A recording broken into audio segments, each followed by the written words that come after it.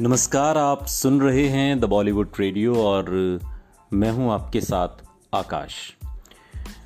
दोस्तों, किस्सा रेखा का है। बात रेखा की हो रही है और रेखा की बहुत निजी जिंदगी की बात है और बहुत शुरुआती दिनों की बात है, जब रेखा ने मुकेश अग्रवाल से शादी कर ली और हनीमून से जब वापस लौटे। बम्बई वापस पहुंचकर रेखा और मुकेश ने शादी का जश्न मनाने के लिए अपने करीबी दोस्तों के लिए एक पार्टी रखी। मुकेश इस समय डिप्रेशन के एपिसोड से गुजर रहे थे।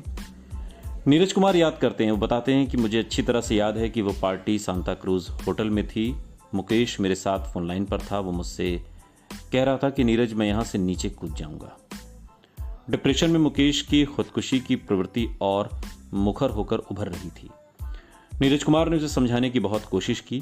उन्होंने कहा कि तुम्हारी हाल ही में शादी हुई है लेकिन मुकेश अजीब सी बातें कर रहा था। उसे महसूस हो रहा था कि मानो उसकी जिंदगी का कोई मतलब नहीं है और वो उसे ख़त्म करना चाहता है। मुकेश के साथ अब ऐसी घटनाएं नियमित रूप से होने लगी थी। वो बार बार ऐसा करने लगा था और उसके करीबी लोगों को ये बातें अब थकाने लगी थीं। नीरज कुमार बात के दिनों में याद करते हुए इसका जिक्र करते हैं। दूसरी तरफ रेखा अब फिल्म पत्रिकाओं में अपनी शादी के बारे में खुलकर बात करते हुए इंटरव्यू देने लगी थी। इन इंटरव्यूज में वो मुकेश को अपनी जिंदगी का प्यार बता रही थी, the love of her life. Mukesh Agarwal, इस नाम पर मेरा पहला रिएक्शन ये था कि इस नाम में जरा भी रोमांस नहीं है। जो सपना मैंने देखा था ये उससे बिल्कुल अलग था, लेकिन आज मुकेश अग्रवाल सबसे अहम है। रेखा ने कहा कि, और फिर ये बातें रेखा ने कही थी और इसी दौरान रेखा की बतौर हीरोइन एक एक्शन फिल्म भी रिलीज हुई थी, आज़ाद देश के गुलाम। इस फिल्म और अपनी शादी को लेकर रेखा सुर्खियों में थी।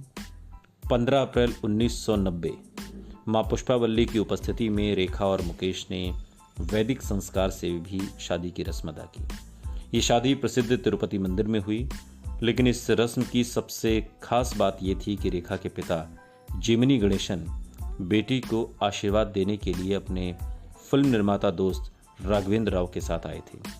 लंबे अरसे के बाद रेखा की जिंदगी में खुशियां आई थीं। ये सारी घटनाएं एक शुभ शुरुआत की तरफ इशारा कर रही थीं। लेकिन क्या ये शुरुआत शुभ होने वाली थी? सुनते रहिए द बॉलीवुड रेडियो, सुनता है सारा इंडिया।